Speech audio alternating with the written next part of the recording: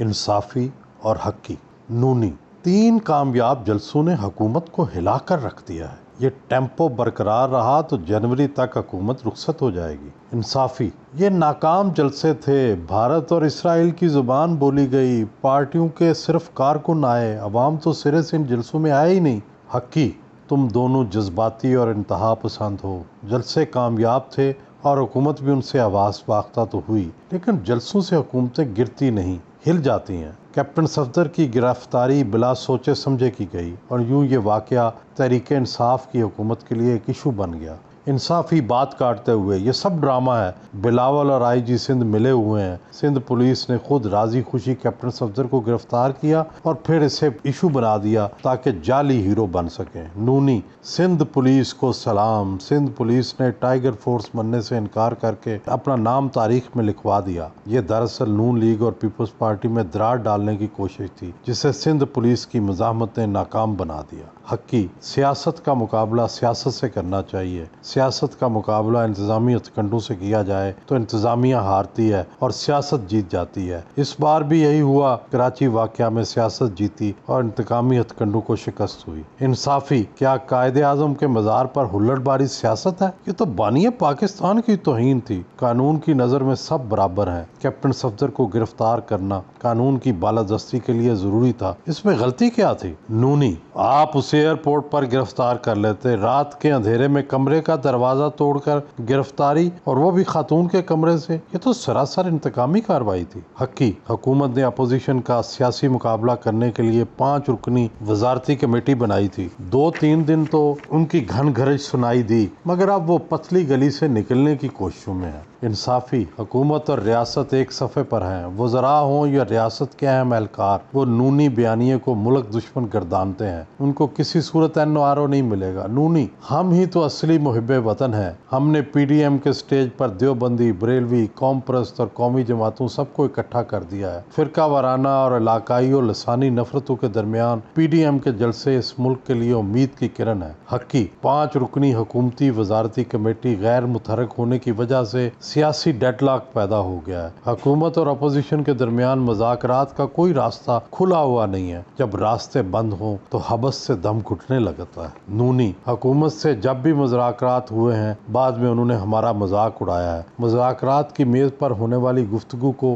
غلط استعمال کر کے ہمیں نیچے لگانے کی کوشش کرتے ہیں، ایسے میں ان سے مذاکرات نہیں ہو سکتے۔ انصافی، یہ مذاکرات ملکی مفاد یا قانون سازی کے لیے نہیں کرتے، بلکہ اپنے لیڈروں اور اپنے لیے NRO لینے کے لیے کرتے ہیں۔ تحریک انصاف ملک کے حق میں اور ملکی مفاد کے لیے مذاکرات کرنے کو تیار ہے، مگر کرپشن کے مقدمات میں ریلیف دینے کے لیے ہم تیار نہیں ہیں۔ حقی، تحریک انصاف کو اپنی منجی کے نیچے ڈانگ پھیرنے کی ضرورت ہے۔ 5 رکنی وزارتی کمیٹی بے بس ہو کر دل برداشتہ ہو چکی ہے۔ ہائی پاور وزارتی کمیٹی کا نہ وزیر اعظم سیکریٹریٹ پر بس چلتا ہے، نہ شہزاد اکبر کے احتساب انجنڈے پر، اور نہ ہی وزیر اعلیٰ پنجاب عثمان بزدار کے مینڈیٹ پر۔ اس لیے تو کمیٹی نے بے بسی میں نسبتاً خاموشی کا روزہ رکھ لیا ہے۔ نونی، برسر اقتدار جماعت میں کوئی مشورہ وغیرہ نہیں چلتا، فاشسٹ طریقے سے حکم چلتا ہے۔ ریاستی ادارے، انصافی وزیر اور مشیر سب پنجاب کی گورنر کے حوالے سے اپنے اپنے تحفظات کا اظہار کر چکے ہیں، مگر بڑے خان صاحب کچھ بھی سننے کو تیار نہیں۔ ابھی چند دن پہلے انہوں نے وفاقی وزراء کے سامنے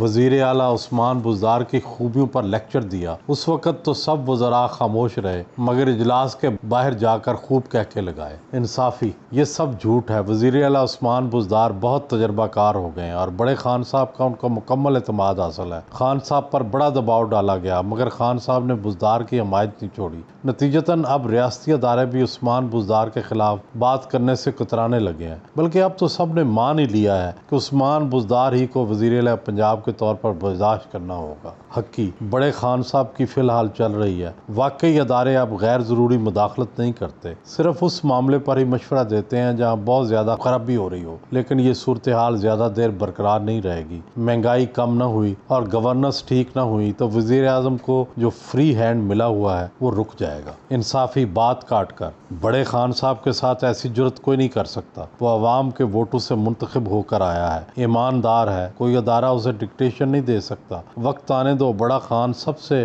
بڑا مزاحمت کار ہے، اگر اسے مجبور کیا گیا تو وہ اسمبلی توڑ کر نئے انتخابات کا اعلان اعلان کر دے گا، اور اگر دھاندلی سے کسی اور کو لانے کی کوشش کی گئی تو خان پہلے دن ہی سے سڑکوں پر نکل آئے گا، حکومت کو نہیں چلنے دے گا۔ نونی: بڑے خان کا بیٹری سیل نکال لیا جائے تو خان ٹھنڈا ہو کر بیٹھ جائے گا۔ خان کے پیچھے طاقت صرف ریاستی اداروں کی ہے، یہ طاقت نکل جائے تو خان کی حکومت صرف ایک انگلی لگانے سے ہی گر جائے گی، اس کی دیواروں کو دھکا دینے کی بھی ضرورت نہیں پڑے گی۔ حقی: کسی بھی حکومت کو نکالنا آسان نہیں ہوتا، ریاستی ادارے، عوام اور پھر مزاحمت کا وبال، یہ سب بھی ہوں تو حکومت کو گرانے میں کئی ماہ لگ جاتے ہیں۔ حکومت کے پاس بھی بہت سے وسائل اور حربے ہوتے ہیں۔ انصافی: ہم اتنی جلدی جانے والے بھی نہیں ہیں، ہم اگلا الیکشن بھی جیتیں گے اور اس ملک کو ایک نئی پٹری پر ڈال کر ہی جائیں گے۔ نونی: آپ کا تو سینٹ الیکشن تک رہنا برقرار ہے، آپ اندرونی محاذ پر تنے تنہا ہیں اور بیرونی محاذ پر آئسولیٹ ہو چکے ہیں۔ معیشت زبوں حالی کا شکار ہے، مہنگائی عروج پر ہے، عوام آپ سے تنگ ہے، اس صورتحال میں آپ کی حکومت کا چلنا محال ہے۔